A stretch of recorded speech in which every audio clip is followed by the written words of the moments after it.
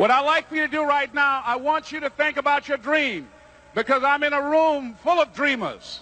Think about your dream right now. I want you to think about it and envision it. Now, ladies and gentlemen, let me share something with you. I do not believe that any of us have dreams that were not given to us for the purpose of accomplishing those particular dreams. And I want to share something with you that has changed my life. I started out, as was indicated by Jack, it's very humble beginnings. I don't know what that dream is that you have. I don't care how far-fetched it might appear to be. I don't care how disappointing it might have been as you've been working toward that dream. But here's what I know, that dream that you're holding in your mind, that it's possible. Let's say that together, please. Say, it's possible. See, sometimes we can't say, I can do that. But what we can say, that it's possible that I can have my dream as we run toward it, as we work on it day in and day out. No one, ladies and gentlemen, could have convinced me when I started out just over 6 years ago, working on my dream. And I want you to think about whatever your dream is, because I was willing to take a chance. And most people won't do that. Most of the people that you talk to try and bring them into the business, these are not risk takers. Most people have done all that they're ever going to do. They raise a family, they earn a living, and then they die. But people who are running toward their dreams, life has a special kind of meaning. And here's what I will share with you, that in the process of working on your dreams, you are going to incur a lot of disappointment, a lot of failure, a lot of pain, a lot of setbacks, a lot of defeats. But in the process of doing that, you will discover some things about yourself that you don't know right now. What you will realize is that you have greatness within you. What you'll realize is that you're more powerful than you can ever begin to imagine. What you will realize is that you're greater than your circumstances, that you don't have to go through life being a victim. As Jack indicated, I was born in Miami, Florida, in an area called Liberty City, in an abandoned building on a hard linoleum floor with my twin brother. We were 6 weeks of age. We were adopted. When I was in 5th grade, I was identified as EMR, labeled educable, mentally retarded, put back from the 5th grade into the 4th grade, and stayed in that category until I got out of high school. I don't have any college training, but I met a high school teacher who one day changed my life. I was waiting on another student, and when he came in, he said to me, young man, go to the board and write what I'm about to tell you. And I said, I can't do that, sir. He said, why not? I said, I'm not one of your students. He said, it doesn't matter, follow my directions now.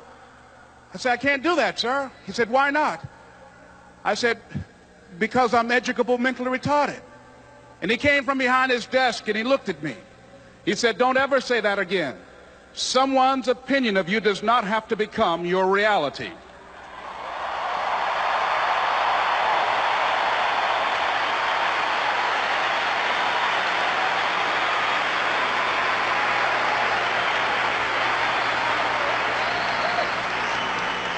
And that man, Mr. Leroy Washington, did something for me. He started planting seeds in my mind that enabled me to begin to dream, as Dexter has been doing for you. And ladies and gentlemen, I started working on my dream. And most people don't work on their dreams. Why? For many years I didn't. One is because of fear. The fear of failure. What if things don't work out? And the fear of success. What if they do and I can't handle it? The other thing is that most people, ladies and gentlemen, they get comfortable.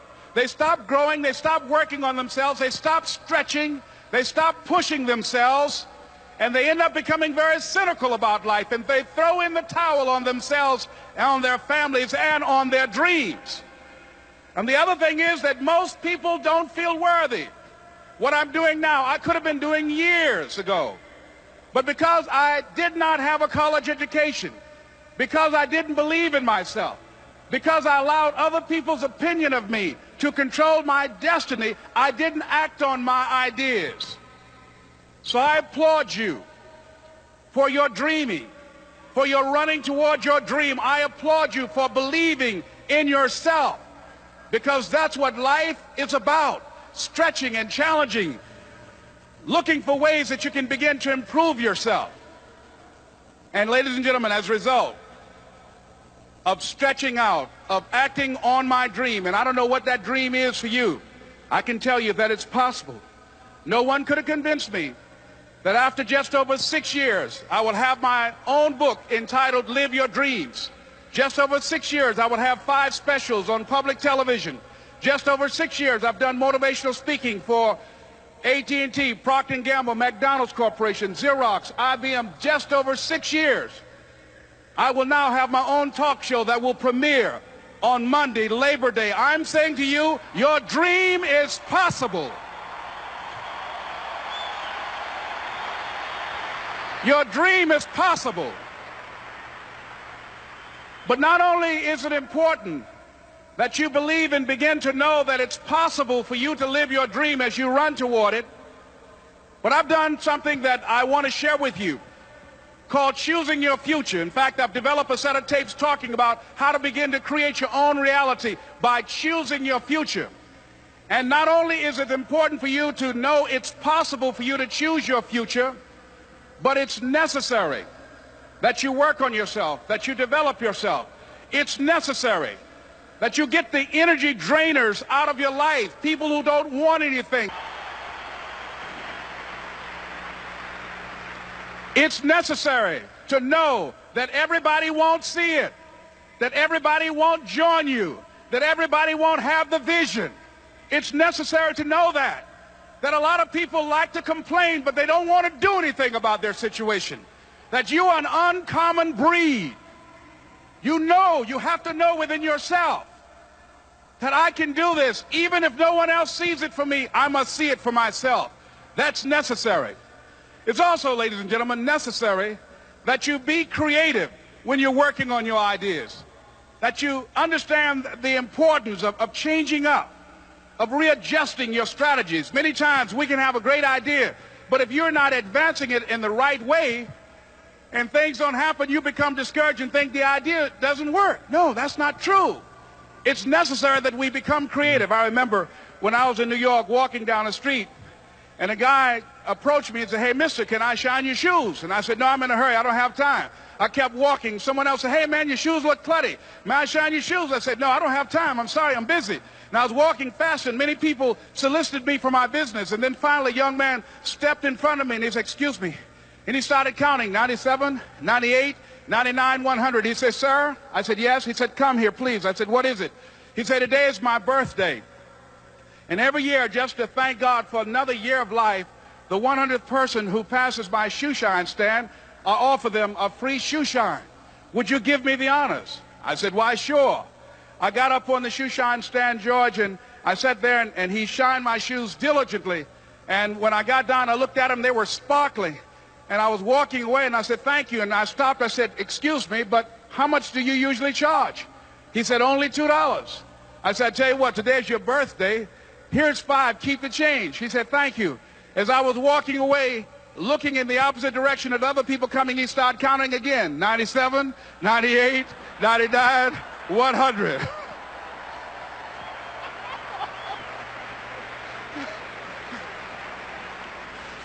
It's necessary that you be flexible, that you are always thinking of how can I improve this better.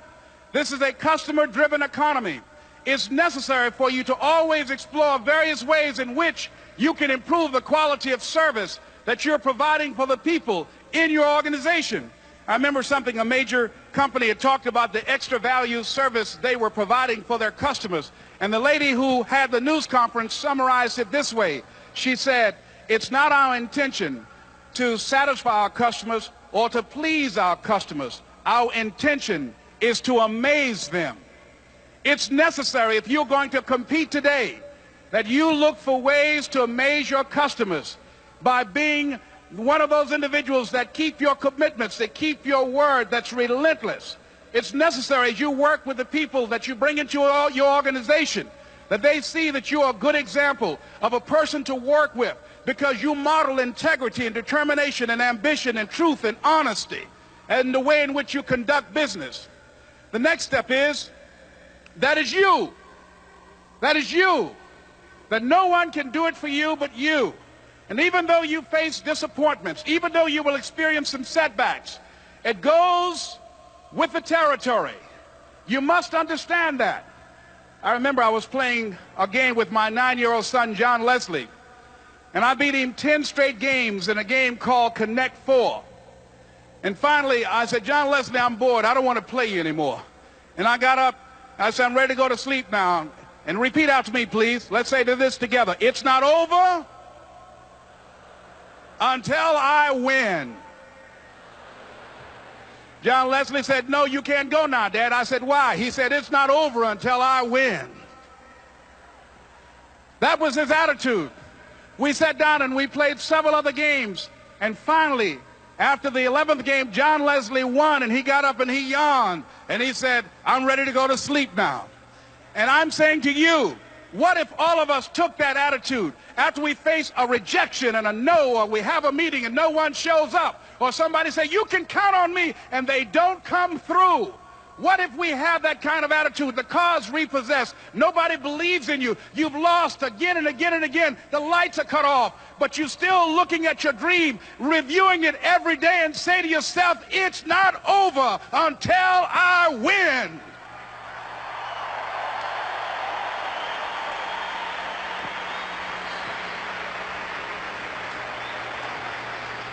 Life will yield to you.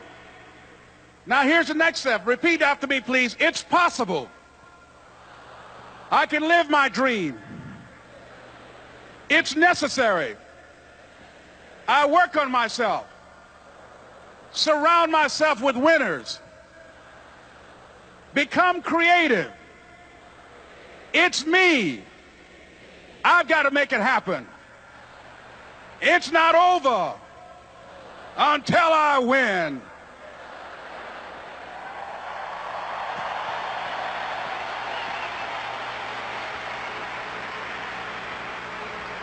The next thing that's important to know, yes, it's possible that you can choose your future and direct the course of your life as you run toward your dream. It's necessary that you have goals, that you write those goals down, that you plan, that you think constantly of how you can begin to improve what it is that you're doing. If it's your presentations, if it's your recruiting skills, whatever that is, it's also necessary that you look for ways to always find a way to pull it out when everybody else thinks that you are defeated. That you've got to take personal responsibility to know that in order to become successful, you've got to make it your personal business to do it. But the next thing, ladies and gentlemen, I want to share with you that some of you already know that it's hard. It's not easy. It's hard changing your life. It was hard when just over 3 years ago, in the Penobscot building in Detroit, Michigan, where I was operating my business, and I fell on some hard times, and I was sleeping in my office. It was hard coming into the lobby, and the security said, excuse me, Mr. Brown, can we see you for a moment? And I said, yes, and I walked up to the counter, and he gave me an envelope. And he said, would you mind reading it here? And I opened the envelope, and the envelope was from management that said, this is an office tower. It's not a hotel. Please do not sleep in your office. And I said, excuse me, sir. I said, I just work long hours in creating my business. I'm an entrepreneur. And right now things are bad for me. But they're not going to be this way always. And I just asked for the opportunity to continue to operate like I'm doing. I'm not trying to make this my home. And it was hard coming through the lobby. And sometimes they would laugh. There's a guy talking about becoming successful. And look at him. He's bathing in the bathroom upstairs on the 21st floor. He sleeps on the floor. Him and 2 other dreamers up there. Look at him. It was hard, ladies and gentlemen, coming to speak to people. And I was facing financial difficulties in my own life.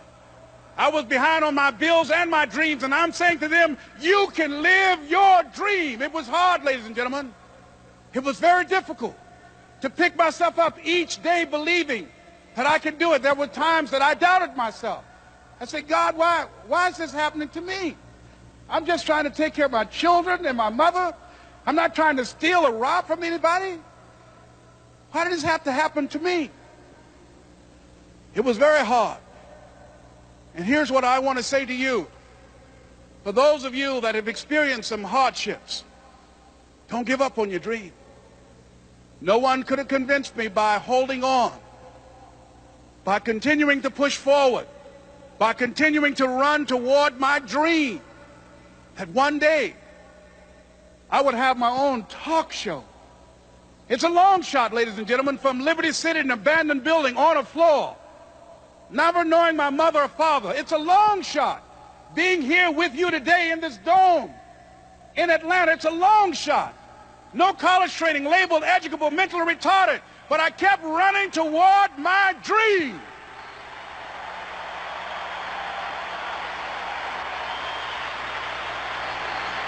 Don't stop.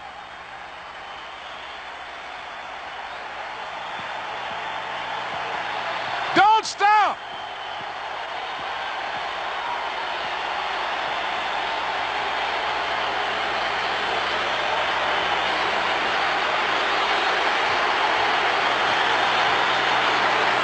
Don't stop running toward your dream.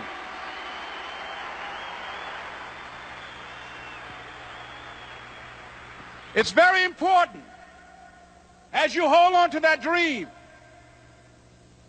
There are moments when you're going to doubt yourself. There are rough times that are going to come, but they have not come to stay. They have come to pass. It's very important for you to know that. Don't say I'm having a bad day. Say I'm having a character building day.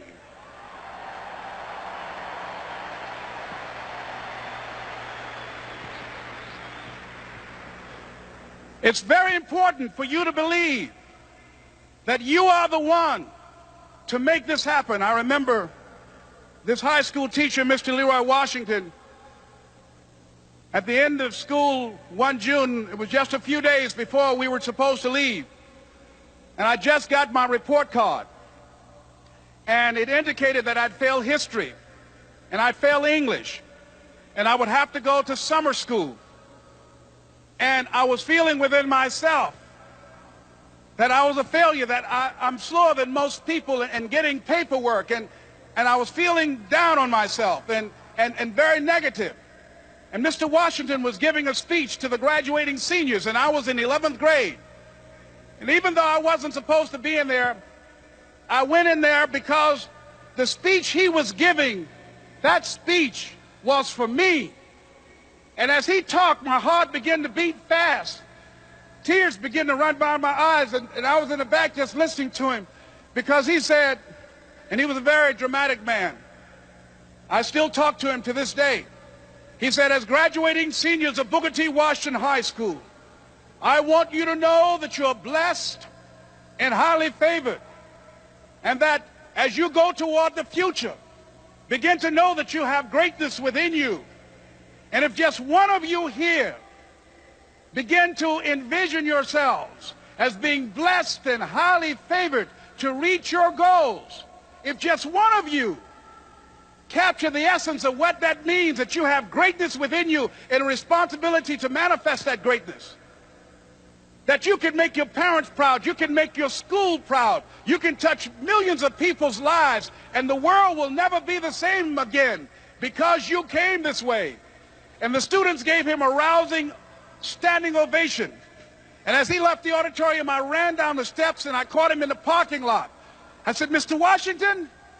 He said, yes. I said, do you remember me, sir? He said, no. I said, my name is Leslie Brown. My mother, she works in the cafeteria here. I'm one of the twins, Leslie and Wesley. I said, Mr. Washington, but you know, I got these big dreams. I like talking to people. I love people. I said, I want to work with people, and I got this dream of buying my mama a home. Could I do that, Mr. Washington? He said, it's possible, Mr. Brown.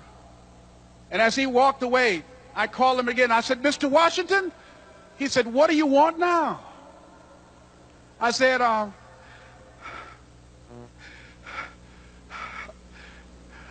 I'm the one, sir. I said, I'm the one. You remember me, sir. I'm Miss Mamie Brown's boy. I'm the one. I'm the one.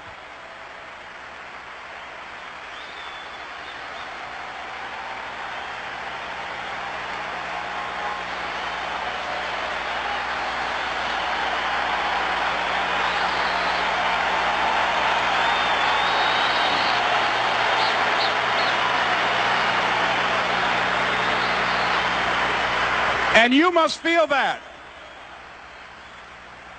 that's why you're here, because you are the one. And I remember when PBS first played one of my specials called You Deserve, one Sunday afternoon in Miami, Florida. I had some friends call him to tell him to tune in. And he watched the program. He called me in Detroit, and I answered the phone. And I said, hello. He said, may I speak to Les Brown, please? I said, who's calling? He said, you know who this is. I said, oh, Mr. Washington, it's you. He said, you were the one, weren't you? I said, yes, sir. He said, and you were so crazy. I said, I know, but I'm rich now.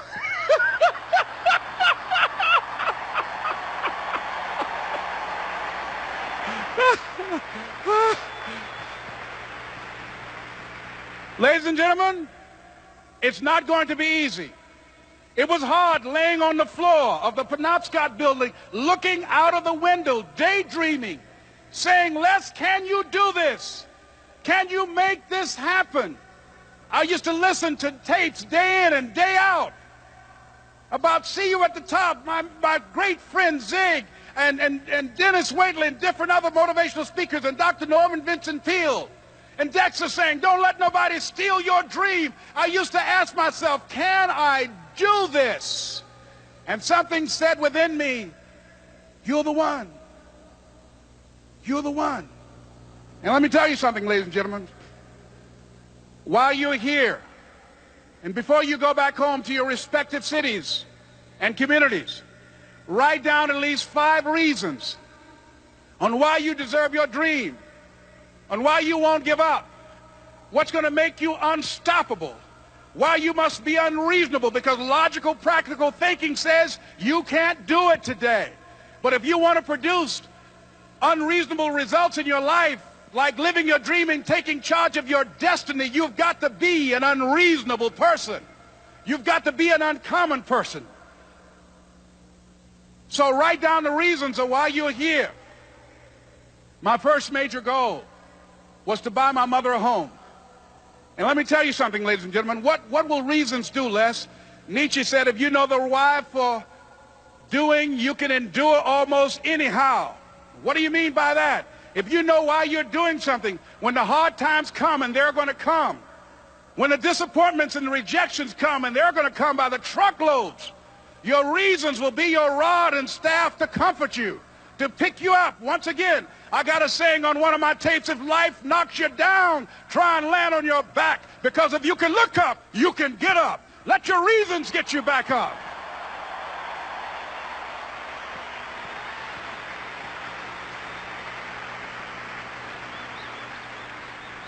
I remember when I bought the home for my mother, and she came out of the car. When I opened the door, I said, Mom, I think I know these people in this house. That was my first major goal. And then I couldn't conceal it anymore. I said, Mom, I got this for you. And as she went from room to room, looking at the house and saying, thank you, Jesus. Thank you, Lord. No one ever could have convinced me that this could have happened to me. And she looked at me, she said, Leslie, and you caused me so much problems as a boy. You were always into stuff. She said, no one could have convinced me that day when I walked in that house and this lady was holding you and your brother. And she said, ma'am, I want you to promise me 2 things. And she said, what is it? She says, 1, promise me that you won't separate them. She said, I want them raised together. I want them to know each other. I got pregnant while my husband was away in the war, and I can't keep them. Promise me that you won't separate them. She said, I promise I won't. I've never had children. I promise I won't separate them. And she said, promise me that you'll never tell them about who I am, because if my husband ever found out, he would kill me. She said, I promise. And she said that she gave them to us, and she kind of cried, and she was walking out the door, and she looked at my adopted mother. She said, remember, don't you separate them. She said, I swear to God, I won't. I won't separate them. I'll keep them together. And she said, as I held y'all in my arms, I never had any children of my own. I didn't know how I was going to do it. But I knew with the help of God, I will do it. And ladies and gentlemen, my mother had a dream of having children and raising us. She didn't know how she was going to do it. You're going to be just like that. And some of you are already there. Well, you don't know how you're going to make this happen, but you just feel within yourself some way, somehow, with the help of God, I'm going to make it happen. Repeat after me, please. No matter how bad it is, or how bad it gets, I'm going to make it. I'm going to make it. Shake somebody's hand on your right and left and say, you got the right stuff.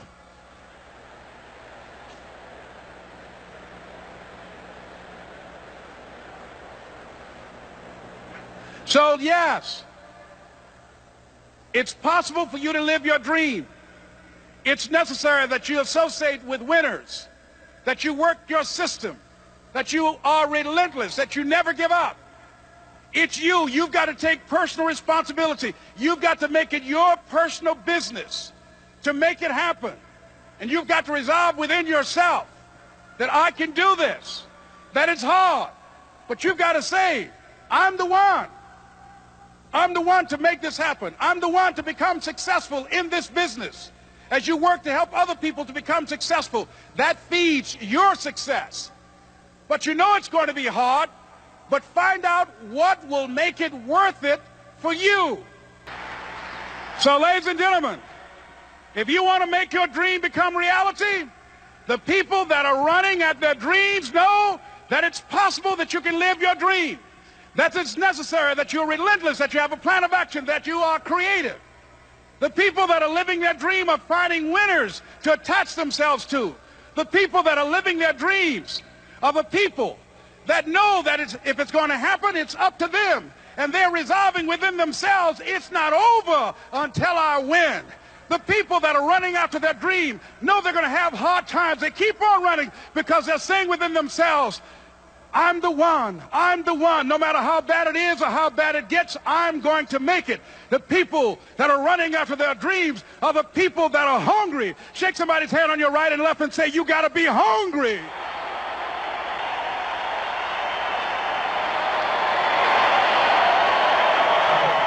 And as you run towards your dream, I want to dedicate this to you that I love very much. I want to thank Dexter and all of you. It's something that I'm known by.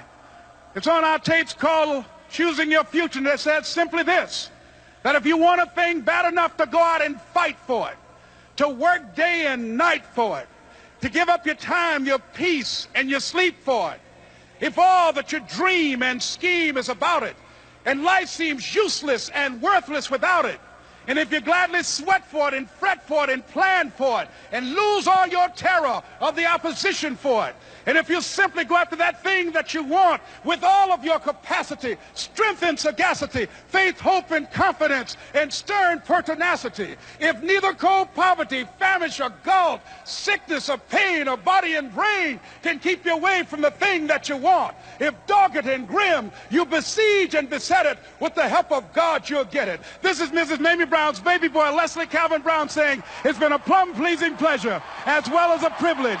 Thank you.